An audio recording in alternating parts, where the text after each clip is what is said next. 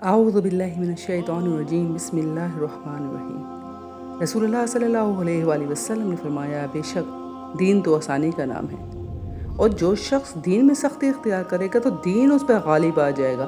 بس اس لیے اپنے عمل میں پختگی اختیار کرو، اور جہاں تک ہو میانہ روی اختیار کرو، کیونکہ اللہ تعالیٰ کو وہی عمل پسند ہے جو اگرچہ تھوڑا ہی ہو لیکن روزانہ ہو۔ آپ صلی اللہ علیہ وآلہ وسلم نے فرمایا، جو شخص مسجد میں صبح اور شام بار بار حاضر دیتا ہے تو اللہ تعالیٰ جنت میں اس کی مہمانی کا سامان کرے گا۔ ماشاءاللہ، کیا خوب ہی اللہ نے پروٹوکول رکھا ہے۔ جو لوگ باجماعت نماز قائم کرتے ہیں یہ ان کے لیے ہے۔ آپ صلی اللہ علیہ وآلہ وسلم فجر اور مغرب کی نماز میں بہت ہی قیمتی کلمات پڑھا کرتے تھے۔ ہمیں بھی چاہیے کہ اپنی زندگی میں ان قیمتی کلمات کو شامل کر لیں۔ سیدنا ابو ایوب انصاری رضی اللہ تعالیٰ عنہ کہتے ہیں کہ جس نے فجر ادا کر 10 بار یہ دعا پڑھی تو اسے 4 غلام آزاد کرنے کے برابر ثواب ملے گا۔ 10 نیکیاں اس کے نامہ اعمال میں لکھ دی جائیں گی اور 10 برائیاں اس کی مٹا دی جائیں گی۔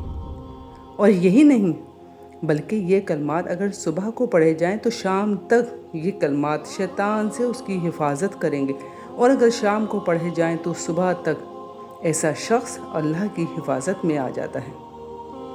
وہ کلمات یہ ہیں: لا الہ الا اللہ وحدہ لا شریک لہ، لہ الملک ولہ الحمد وہو علی کل شیء قدیر۔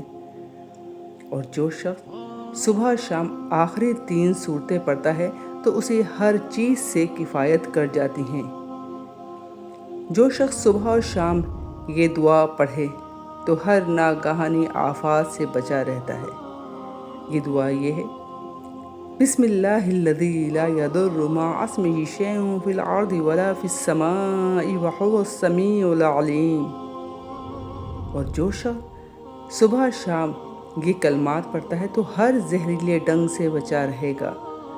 وہ کلمات یہ ہیں: اعوذ بکلمات اللہ التامات من شر ما خلق۔ آپ صلی اللہ علیہ وآلہ وسلم کو جب کوئی تکلیف یا پریشانی آتی تو وہ ان کلمات سے اللہ کو پکارتے تھے: حسبنا اللہ ونعم الوکیل، اور یا حی یا قیوم برحمتک استغیث۔ اور جو شخص بھی یونس علیہ السلام کی دعا کے ساتھ اللہ کی طرف متوجہ ہوا، اللہ اسے کبھی محروم نہیں لوٹاتا۔ وہ دعا یہ ہے: لا الہ الا انت سبحانک انی کنت من الظالمین۔ اور جو شخص رات کو سونے سے پہلے آیت الکرسی پڑھ لیتا ہے تو رات کو ایک فرشتہ اس کی حفاظت کے لیے مقرر کر دیا جاتا ہے۔ ایک اور جگہ فرمایا، جو شخص صبح آیت الکرسی پڑھتا ہے تو شام تک وہ اللہ کی حفاظت میں رہتا ہے، اور جو شام کو پڑھتا ہے تو صبح تک اللہ کی حفاظت میں رہتا ہے۔